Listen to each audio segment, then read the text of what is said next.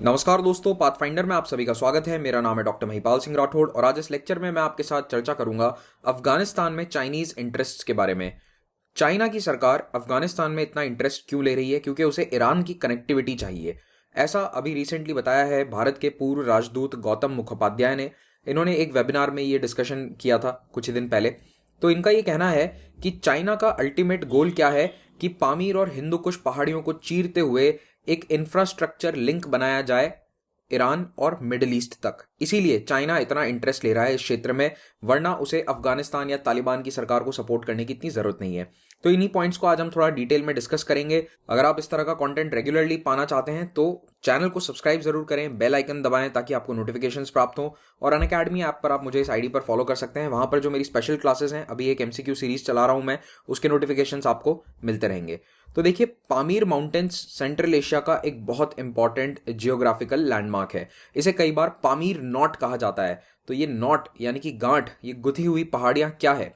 ये जो एरिया आपको नजर आ रहा है पूरा सेंट्रल एशिया का, यहाँ पर बहुत सारी पर्वतमालाएं हैं।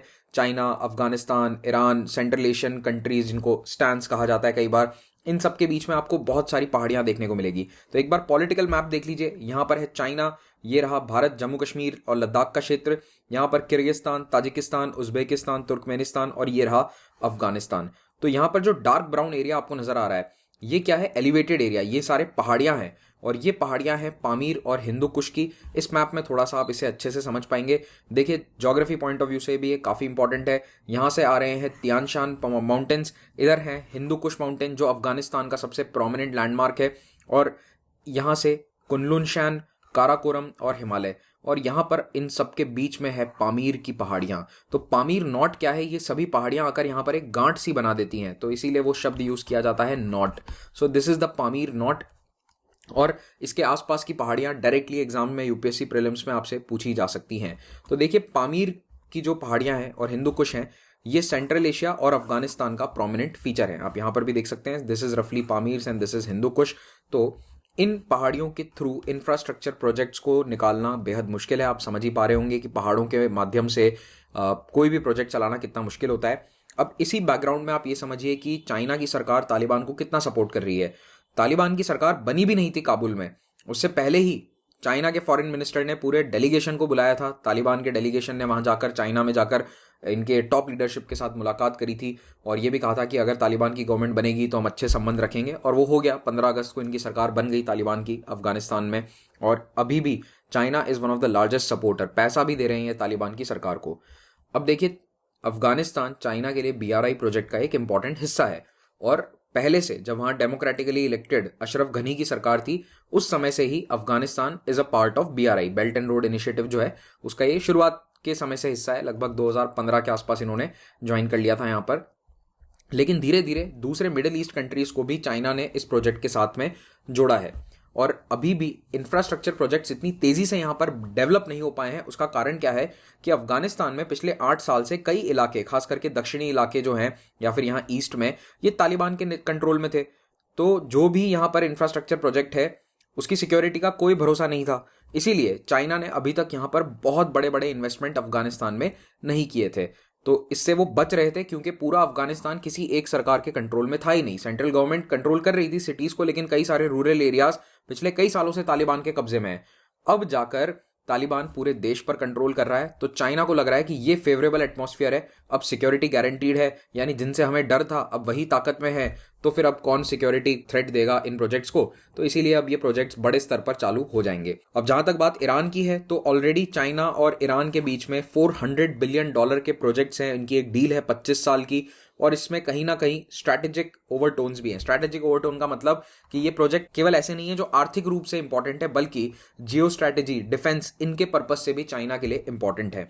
तो चाइना के सेंट्रल एशियन देशों के साथ भी ऑलरेडी ऑनगोइंग प्रोजेक्ट्स हैं। ये देश तो शुरुआत में ही आ गए थे, बीआरआई के साथ जुड़ गए थे बिल्कुल इनिशियल टाइम पीरियड में। तो यहाँ पर भी प्रोजेक्ट्स हैं, लेकिन यहाँ से ईरान पहुंचना इनके लिए काफी मुश्किल साबित हो रहा था। और अब यही बीच में अफगानिस्तान का जो इनका एक रोड़ा अटका हुआ था, वो पूरी तरह से ओपन अप हो गया है। तो अब कई एक्सपर्ट्स को ये लगता है कि तालिबान सरकार के साथ चाइना की जो ये नज़दीकियां हैं, ये मेनली इसीलिए है क्योंकि वो ईरान और आगे मिडिल ईस्ट तक पहुंचना चाहते हैं। तो मिडिल ईस्ट के अंदर चाइना अभी एक इतना बड़ा प्लेयर नहीं है, it is not that big a geopolitical power in the middle east, लेकिन अब वो बनना चाहता है, इस एरिया में अपना दबदबा बढ़ाना चाहता है। तो वो पामीर, काराकोरम और हिंदू कुश सभी पर्वतों को चीरते हुए ये इंफ्रास्ट्रक्चर प्रोजेक्ट्स को बनाएगा। कुछ साल पहले ताजिकिस्तान ने चाइना को अपना कुछ क्षेत्र भी दे दिया था। 2011 में इनके बीच में एक डील हुई थी जिसमें 1000 स्क्वायर किलोमीटर की टेरिटरी पामीर पहाड़ियों में ये चाइना को दे दी गई थी, यहाँ पर, ठीक है, ताजिकिस्तान बॉर्डर पर। और आप जानते ही हैं कि यहाँ पर लद्दाख का जो बॉर्डर है रफली इस एरिया के पास में है। यहाँ पर भी अक्साई चिन में भी चाइना पिछले साल से कोशिश कर रहा है, भारत में भी, और अपने एग्रेसिव ओवरचर्स दिखाकर। लेकिन आप में से कई समझदार स्टूडेंट्स अभी मुझे ये बताएंगे कि सर ग्वादर पोर्ट से तो मिडिल ईस्ट का एक्सेस मिल रहा है चाइना को सीपैक के माध्यम से, तो फिर अफगानिस्तान की आवश्यकता क्या है? आप बिल्कुल सही हैं, लेकिन याद रखिए कि अंग्रेजी में एक कहावत है, don't put all your eggs in one basket. तो उसी तरह से चाइना भी पाकिस्तान पर अपना सारा दाम नहीं लगाना चाहता, वो अफगानिस्तान के थ्रू भी एक रास्ता बनाना चाहता है ईरान के लिए BRI प्रोजेक्ट्स में। और वैसे भी सीपैक वाले प्रोजेक्ट्स में लगातार आतंकवादी हमले बढ़ते जा रहे हैं। तो इसीलिए तालिबान सरकार के साथ इन्होंने बहुत अच्छा संबंध बनाया है ताकि ये रोड और रेल से ईरान को लिंक कर सकें, ताकि अल्टीमेटली ये समुद्र वाला रास्ता ही खत्म हो जाए, चाइना से सीधा ट्रेन चली जाएगी ईरान और मिडिल ईस्ट वाले देशों तक, और इसमें पाकिस्तान को भी ये पूरी तरह से बाईपास कर सकते हैं। तो इससे गल्फ रीजन में यहाँ पर चाइना काफ़ी बड़ा स्ट्रैटेजिक प्लेयर बन जाएगा। कुछ कॉन्स्पिरेसी थियरीज ये भी कहती हैं, मतलब दीज आर कॉन्स्पिरेसी थियरीज, ठीक है, तो इसको ये मत मान लेना कि महिपाल सर ने बोला है ऐसी थियरी है, नहीं। थियरी ये है कि अमेरिका को पता था कि आज नहीं तो कल तालिबान सत्ता में आएगी, तो इन्होंने कतार में जो बातचीत करी इतने समय तक, उस समय इन्होंने अपनी तरफ से कुछ लीडर्स को ग्रूम किया, कई लीडर्स को जेल से छुड़वाया पाकिस्तान में, ताकि वो आगे चलकर तालिबान की लीडरशिप को संभाल सकें और ये लीडरशिप जो है ये चाइना, रशिया, ईरान के साथ ना जाए, यानी कि ये तालिबान की लीडरशिप US के फेवर में रहे। ऐसी एक कॉन्स्पिरेसी थ्योरी। अब देखो, जियोपॉलिटिक्स एक बहुत ही रोचक सब्जेक्ट है, डेफिनेटली कुछ ना कुछ प्लान्स तो US के हो सकते हैं, लेकिन ऑफिशियली कोई इस पर कभी कमेंट नहीं करने वाला है। अब देखिए, बीजिंग की सरकार इतना भी तालिबान पे भरोसा नहीं कर रही है। वो देखते रहेंगे कि कहीं ईस्ट तुर्किस्तान इस्लामिक मूवमेंट को तालिबान सपोर्ट तो नहीं करता है, क्योंकि ये ETIM उइगुर्स का एक एक्सट्रीमिस्ट ग्रुप है जो चाइना की सरकार को लगातार परेशान करे जा रहा है। उसके अलावा तहरीक तालिबान पाकिस्तान TTP ये भी तालिबान से बहुत गहरे संबंध रखता है, और इसी TTP ने पाकिस्तान के कई सीपैक प्रोजेक्ट्स पर लगातार आतंकवादी हमले किए हैं, जिसमें कई चाइनीज नेशनल्स भी मारे गए हैं। तो ऐसे में तालिबान की जो ये रिलेशनशिप है बीजिंग के साथ, ये उतनी भी अच्छी नहीं है जितनी सतही तौर पर नजर आती है। China will always be very of the Taliban leadership. तो इसी के साथ ये लेक्चर समाप्त करते हैं। पाथफाइंडर को सब्सक्राइब करना ना भूलें, ये हमारा टेलीग्राम चैनल है जहां पर आपको लेक्चर्स के PDF मिल जाएंगे। अगर आप एक UPSC एस्पिरेंट हैं तो अनअकैडमी प्लेटफॉर्म के माध्यम से आप UPSC एग्जाम के लिए तैयारी कर सकते हैं। कैसे तैयारी करनी है? अनअकैडमी सब्सक्रिप्शन के माध्यम से आप बेस्ट टीचर्स की लाइव क्लासेस देख सकते हैं। ये सारे कोर्सेज आपको EMI ऑप्शन पर अवेलेबल होंगे। EMI कैसे अवेल करना है, इस वीडियो के डिस्क्रिप्शन में नीचे आपको लिंक मिल जाएगा, उस पर क्लिक करो, आगे पूरा प्रोसेस समझ में आ जाएगा।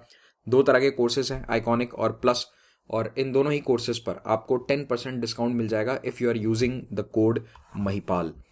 और ऑप्शनल के कोर्सेज भी अवेलेबल हैं, इनको भी आप देख सकते हैं, चेकआउट कर सकते हैं। हर बुधवार को, वेडनेसडे को नए बैचेस बनते हैं, हिंदी, इंग्लिश, बाइलिंगुअल, तीनों तरह के बैचेस यहाँ पर होते हैं। तो जिस भी भाषा में आप कंफर्टेबल हैं समझने में, उसके कोर्स को, उसके बैच को आप ज्वाइन कर लीजिए। मेरा अभी एक पोस्ट इंडिपेंडेंस का कोर्स चल रहा है, इट्स अ प्लस कोर्स, इसको भी आप ज्वाइन कर सकते हैं। इसका लिंक नीचे आपको डिस्क्रिप्शन में मिल जाएगा। 3 फ्री टेस्ट सीरीज हैं। पाथफाइंडर टेस्ट सीरीज आपको GS की तैयारी करवा देगी, और कॉम्बैट में आप अच्छी रैंक ला पाएंगे, जिससे आप स्कॉलरशिप जीतने का मौका रखते हैं। Thank you very much, have a great day.